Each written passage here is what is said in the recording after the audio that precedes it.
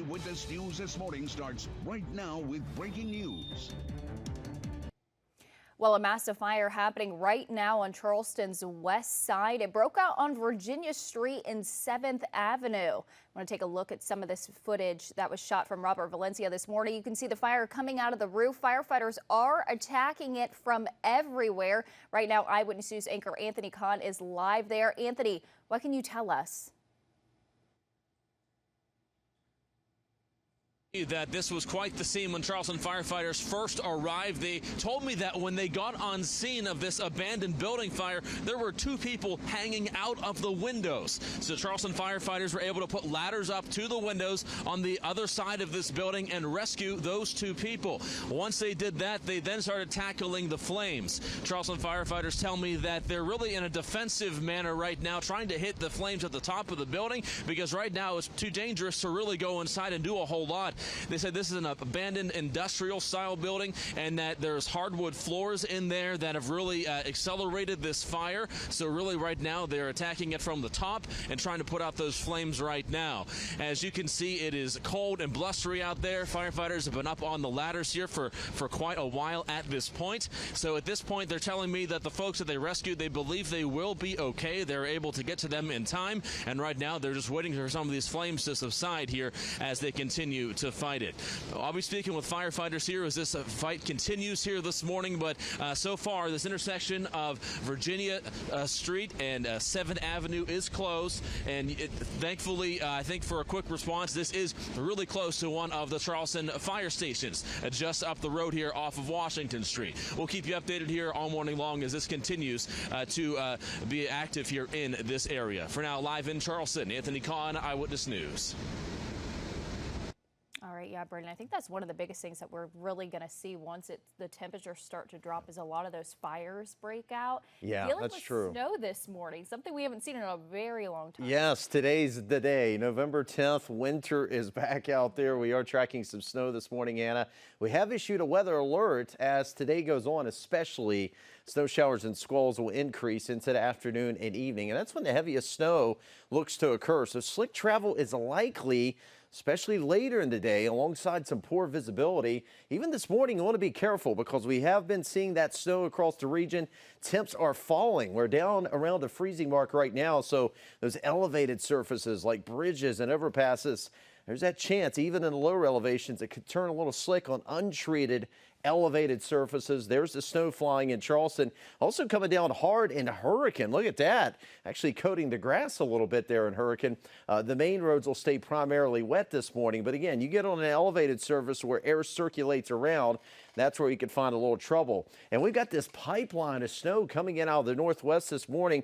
Darker blues indicate some heavier bursts of snow. You can see that over Putnam County right now, also over While the search continues this morning for a miner who is trapped in the Running Thunder mine in Nicholas County. He's been trapped since Saturday afternoon. Right now, crews are working around the clock to pump water out of this mine. Dive teams and mine rescue crews are also still on scene. So here's what we know. We have learned from Nicholas County Commissioner Garrett Cole that the miner is said to be a foreman, and he was trying to make sure his crew made it out, but ended up being trapped. We also have learned from Commissioner Cole saying a third exploration into the mining complex was underway and that dive teams have already gone into 2 other times. Now, Alpha, who owns the mine, has deployed an expansive pumping operation to lower water levels. Drilling is also ongoing and additional equipment is being brought in to try and get air and communication to several areas in the mine where this incident took place. West Virginia DEP spokesperson told us the agency has issued the necessary emergency approval to support efforts to remove water from the Rolling Thunder mine, including authorization for pumping and borehole drilling. You can see there was a lot of movement at this mine and the equipment being moved in and out and people coming and going, so a lot going on. And as always, you can continue to follow updates on WCHSTV.com. As always, our social media pages, we will keep you updated on any new developments right here on Eyewitness News.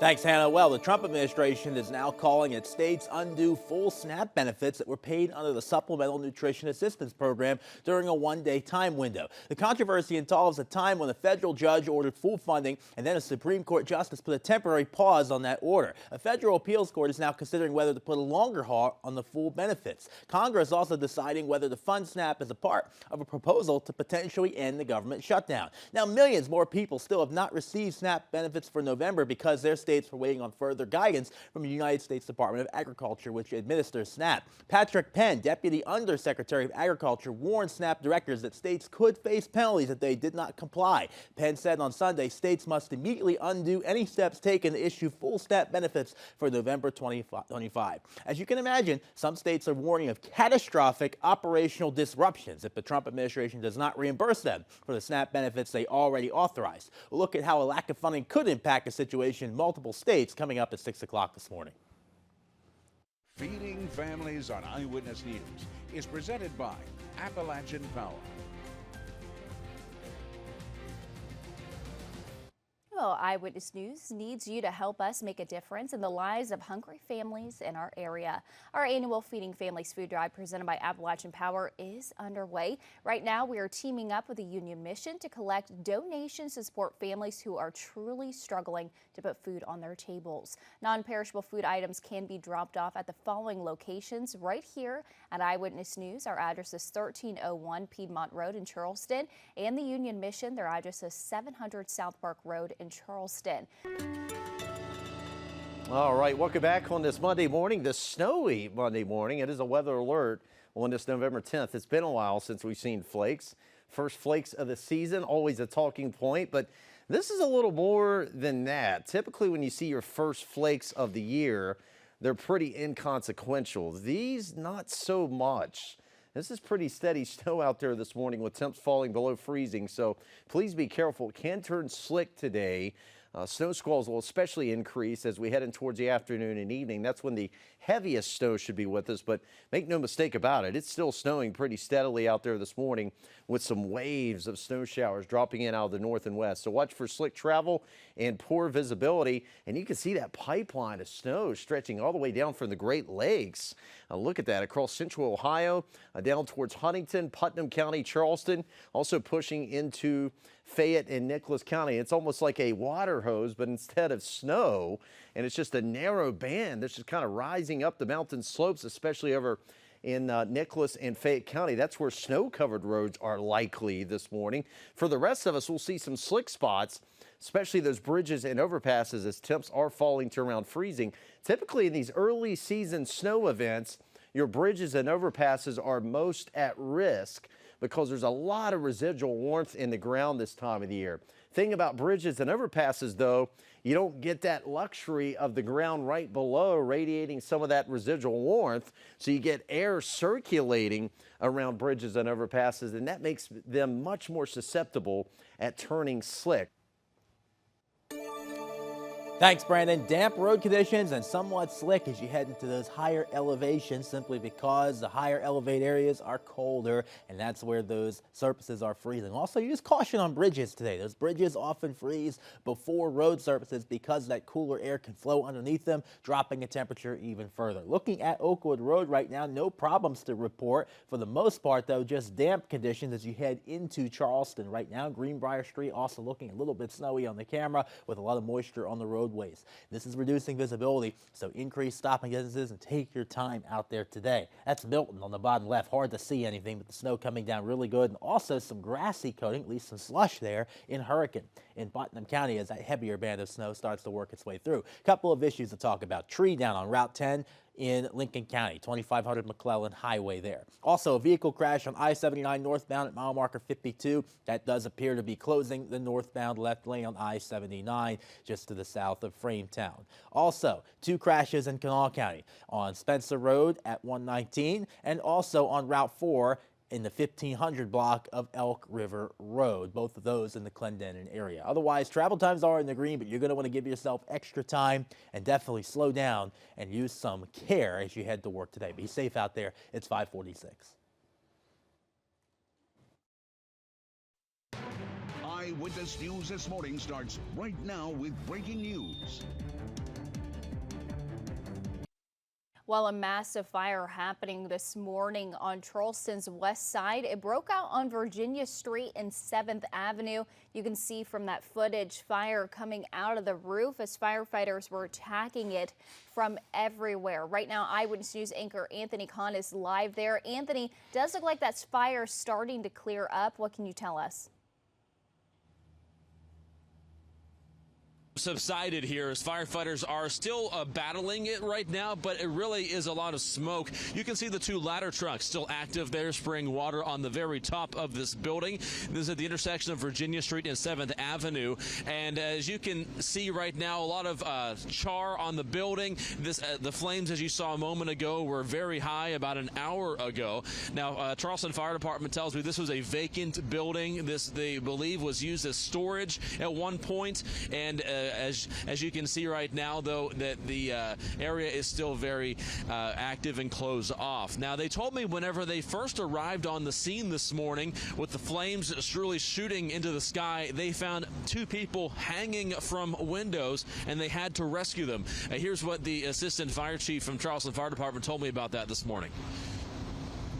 I dispatched a report of a fire here with some folks hanging out on the second-story windows on the Bravo side of the building. Our initial arriving crews worked quickly to get a ladder and get those folks rescued. Two people were transported to the hospital.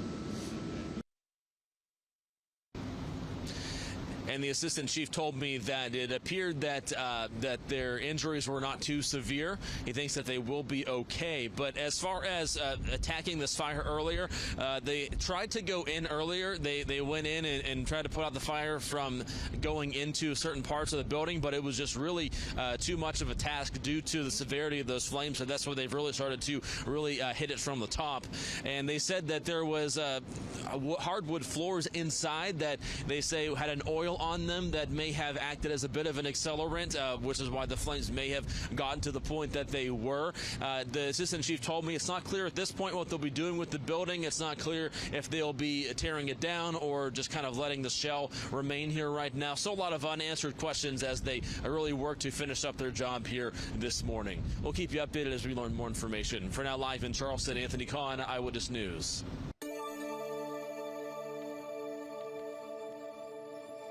Well, the longest government shutdown in U.S. history might be approaching the end. That's after the Senate voted to advance a stopgap funding bill. Today, the chamber is set to work on amendments to it today. The agreement is to compromise between centrist Democrats and Republicans. It doesn't extend expiring Obamacare subsidies, so many Democrat travelers all across the country do continue to be affected by the government shutdown. Many travelers stuck at airports for long delays or even seeing those flights canceled. Those impacts can be seen at West Virginia International Yeager Airport. We are speaking with Andrea Thomas, who was trying to get home to Denver, Colorado. I'm trying to get home. My flight got canceled. They did end up rebooking my flight to a later flight, so now my day's going to be really long. Many airports nationwide are seeing long lines due to TSA staffing shortages as well. Right now, Yeager isn't having that problem. Thanks, Anna. From a live desk this morning, President Trump has pardoned a long list of 77 people for their support or involvement in alleged plans to overturn the 2020 election. Ed Martin, the Department of Justice's pardon attorney, posted the list of names to X yesterday on Sunday, which notably included Trump lawyers Rudy Giuliani and Sidney Powell, as well as the president's former chief of staff, Mark Meadows. It includes a full, complete, and unconditional pardon for those named, including some of the president's co-defendants who were charged in Georgia for trying to subvert Trump's 2020 election defeat.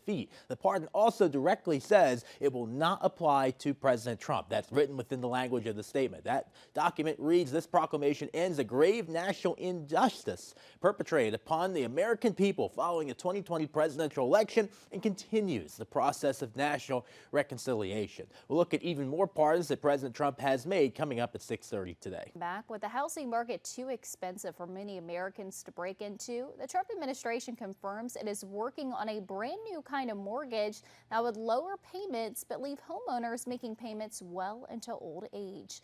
National correspondent Audra El-Nashar explains. Mortgage rates may be cooling as the Federal Reserve lowers interest rates, but high home prices too often remain a barrier to the American dream. In a Truth Social post over the weekend, President Trump posting this image showing President Franklin D. Roosevelt under 30-year mortgage. Eyewitness News this morning starts right now with breaking news. Well, a massive fire happening right now on Charleston's west side. It broke out on Virginia Street and 7th Avenue just before 4 o'clock this morning. You can see the fire coming out of the roof as firefighters were attacking it from everywhere. Right now, Eyewitness News anchor Anthony Kahn is live there. And Anthony, what can you tell us? Well, Hannah, the scene here very much now under control here at the intersection of Virginia Street and 7th Avenue. And I'm joined here by Charleston Fire Department Captain David Hodges. And David, when you guys responded, you said that you found 2 people that were hanging from the windows. What all did you do from there? Yeah, correct, Anthony. When firefighters arrived, they were greeted by 2 people hanging from a 3rd-story window. So they immediately, the priority is the rescue of those personnel or those folks. And that's what they did quickly, was able to safely remove them. They were both transported to local hospitals. And then the firefighting begins after that. So, of course, you know, life's over the property. And how difficult was it to tackle something like this? We saw how big those flames were. Yeah, very large building, a lot of fire growth relatively quickly. They were greeted with a lot of fire. Being a building that's used for storage, had a lot of obstacles in it for the firefighters, and that's the one. After a good few minutes of trying to combat it from the inside, the decision was made to go as a defensive mode where firefighters would just attack it solely from the outside. Looks like things are under control here. How long do you anticipate still being out here for this? Yeah, the fire's under control. They're just mopping up hot spots now. The building's going to have to be demolished. It's very unstable right now, so we have a collapse zone set around it. This area, I encourage folks that travel the west side on their morning commute, avoid this area around 7th Avenue and Virginia Street. It's going to be closed for some time while the demolition occurs. Anything you can confirm about the cause of how this fire started? We have fire marshals here on the scene from the city, Charleston Fire Department Fire Prevention Bureau. They're looking through right now, seeing what they can. Again, this is a very unstable building, so we're going to err on the side of caution. A lot of the information is going to be gathered by interviews. Okay. All right, David, thank you very much for all your information there. And if you're going through this area, as you heard the captain say, really try to avoid this area here, Virginia Street and 7th Avenue, as firefighters still really try to touch on these hot spots here as the snow also continues to come down here as they work on this fire. We'll keep you updated as more information is available. For now, live here in Charleston, Anthony Kahn, Eyewitness News. All right, sounds good, Brandon. Just an update on that vehicle crash, I-79 northbound. It'll be mile marker 52, so that's over, it looks like near the Frametown area. Northbound lane, so the left lane is closed. Don't see any issues. There's another accident. It looks like it's just down the road, so it's going to be on Elk River Road. That one looks like it's not causing any delays. And then also in the Clendenin area, it'll be U.S. Route 119 Spencer Road. That one also doesn't look like it's causing any delays. Just be super cautious out there as those roads will be slick. It is 5:54. We'll be right back.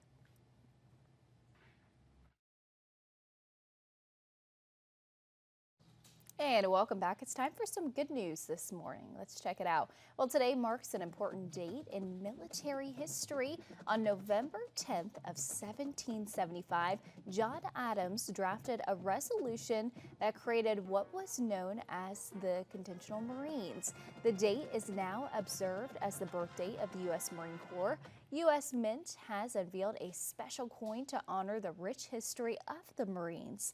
Currently, there are more than 200,000 active duty and reserve Marines serving in the United States. Each state is celebrating the Marines' anniversary in their own special way this month. Right here in West Virginia today, there will be a ceremony, cake cutting with a custom cake. It'll take place this morning at the Culture Center around 10:30. Governor Patrick Morrisey and state legislators will also be on hand to honor the military branch.